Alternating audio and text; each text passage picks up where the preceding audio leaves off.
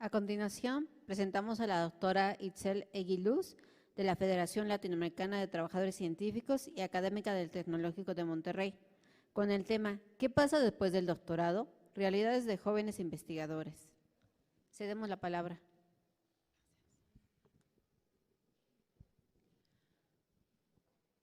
Hola, muchas gracias a todas las personas que se encuentran el día de hoy aquí. Yo les voy a compartir esta idea de qué pasa después del doctorado, justamente desde un poco la misma posición de la que hablaba la doctora Adriana Gómez hace unos momentos, pero desde mi posición, que les cuento rápido, tengo 3 años de haberme titulado el doctorado. Hace unos meses solicité una beca postdoctoral con ACIT y a raíz de la situación que se ha presentado en estos meses, es de donde sale la idea de hacer esta ponencia el día de hoy.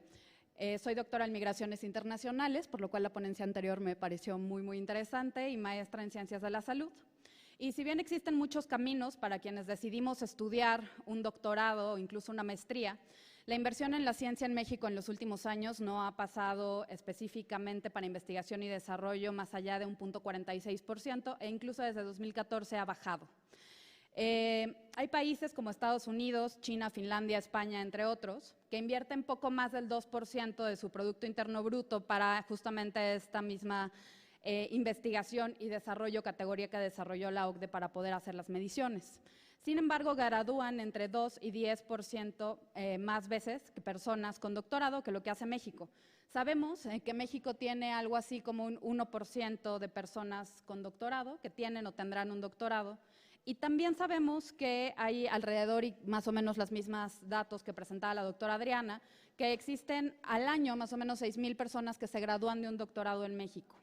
Esto en realidad habla que en 2009 teníamos que 1 de cada 3 de esas personas, y relacionado con lo que hablaba justamente Luz María hace un momento, 1 de cada 3 personas con doctorado se encuentran en estos momentos viviendo en Estados Unidos. La realidad que tiene la investigación de estos llamados y que nos llaman investigadores jóvenes, como decía Adriana, sea lo que sea que eso signifique, que es parte de lo que pretendo hablar en un momento, se relaciona con lo que encontraba en estos días, que Francisco Villatoro decía que el doctorado es el camino más largo para llegar al principio del camino. Y en realidad esta frase creo que a muchas de las personas que hemos estado en estos últimos meses trabajando sobre quiénes somos estas personas investigadoras jóvenes en México, pues nos deja paradas en un lugar bastante complejo. Ese inicio del camino al momento de terminar un doctorado, cuando tienes, si lo más joven es 30 años, 35, 40, es bastante complejo pensar que ese es el inicio de tu camino comparado con personas que están en cualquier otra área, por ejemplo, quienes terminaron su licenciatura y comenzaron a trabajar en una empresa transnacional, que tienen 15 años de carrera y que ahora ocupan posiblemente puestos directivos. Quienes decidimos entonces estudiar un doctorado tenemos diferentes decisiones por las cuales decidimos realizar esta acción en nuestras vidas.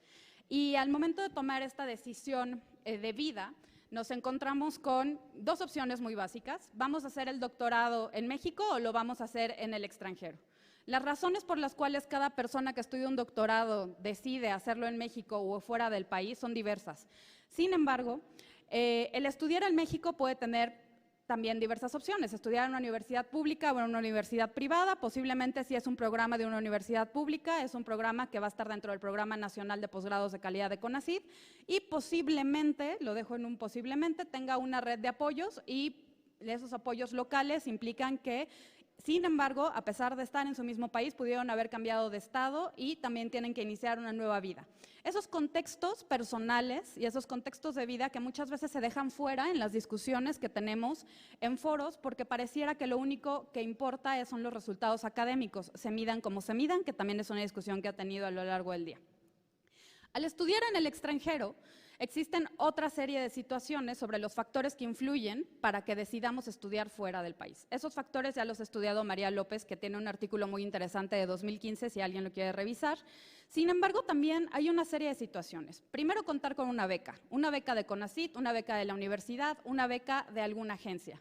Segundo, hay una serie de situaciones que, si bien hacemos por una decisión propia, tienen un impacto en la forma en la que nos desarrollamos con el mundo en los meses que decidimos prepararnos para ir a estudiar fuera del país. Eso significa tener una red o una serie de ahorros que te permitan pagar un avión, financiarte un seguro médico, pagar la visa, hacer los trámites, pagar una serie de cartas que tienes que realizar, suponiendo que vivas en la Ciudad de México, porque si no también tienes que ver cómo vas a hacer los trámites para llegar a esta ciudad, ya que en la mayoría del país no puedes realizar gran parte de ellos. Al margen de esto, recordamos también que el desarrollo de una tesis doctoral, según un estudio realizado en Bélgica hace un par de años, hay 32% de personas estudiando un doctorado que tiene algún tipo de problemática en salud mental debido a las características con las que vivimos cada vez que nos enfrentamos a la tesis doctoral. Y eso no es solo que nos quejemos y que estamos muy deprimidos por la simple y sencilla razón de estar tirados en el piso llorando haciendo una tesis cuando ya no puedes más. Está comprobado que sí existe un impacto en la salud mental. Sin embargo, actualmente las becas de CONACYT cubren, en principio, los primeros 3 años del doctorado en el extranjero. Estamos en un momento en el que estamos discutiendo que hoy en la mañana estudiantes estaban apareciendo en los noticieros por toda esta situación de estudiantes que se están quedando sin renovaciones de beca en el extranjero.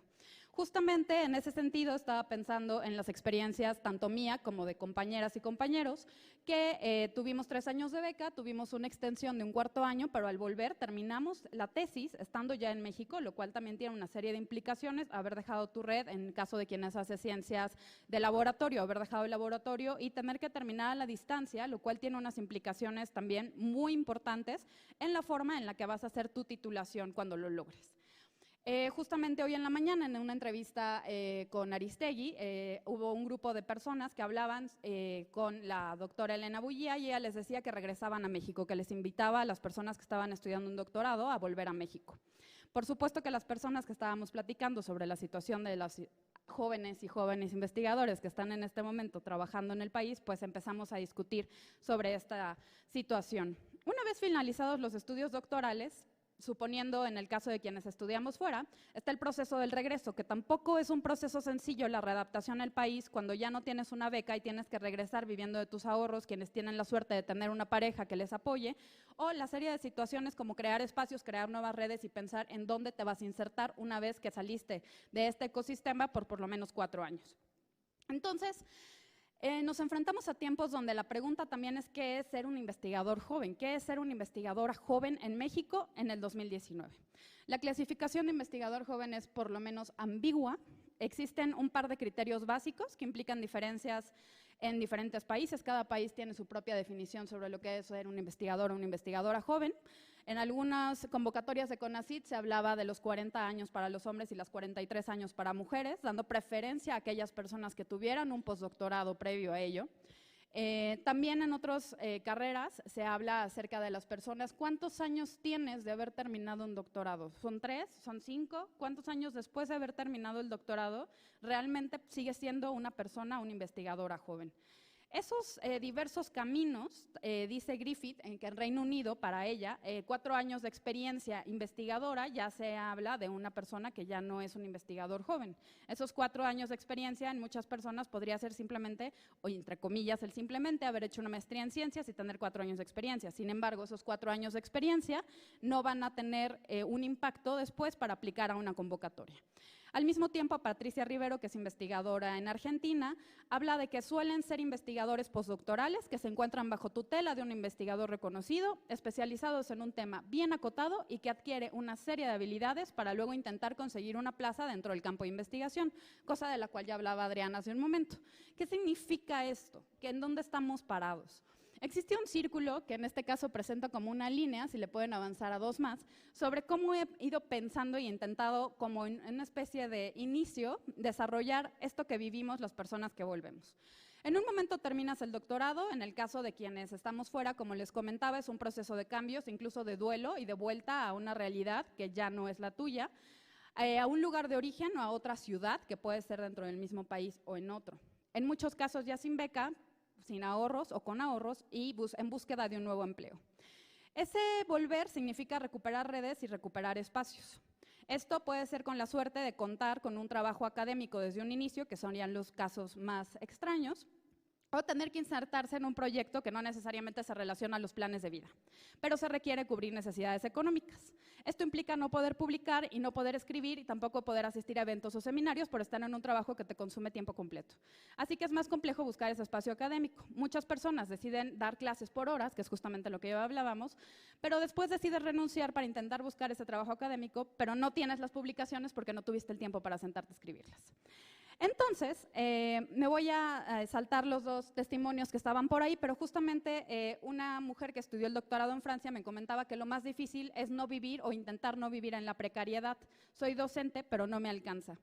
Así que esta opción pareciera realizar una investigación postdoctoral en la que tampoco tenemos claras cuáles son las condiciones y que justamente en este consenso entre ser estudiante o ser trabajador, incluso los consulados a veces no tienen claro quiénes somos esas personas que estamos pidiendo un postdoctorado. Finalizo con que en esta última convocatoria de primer año de CONACYT se dieron, según los datos que tenemos, y por ahí anda la tablita, algo así como un 14% menos de becas postdoctorales nacionales, con menos del 35% para los postdoctorados en el extranjero, y que la convocatoria fue calificada con unos criterios que no aparecían en la misma convocatoria, dando un criterio numérico que antes no venía plasmado ahí.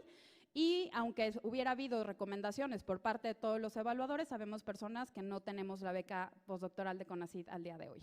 Así nació Jóvenes Investigadores en Lucha por la Ciencia, que algunos de mis compañeros han estado presentando en estas últimas semanas en diferentes áreas y comunicaciones.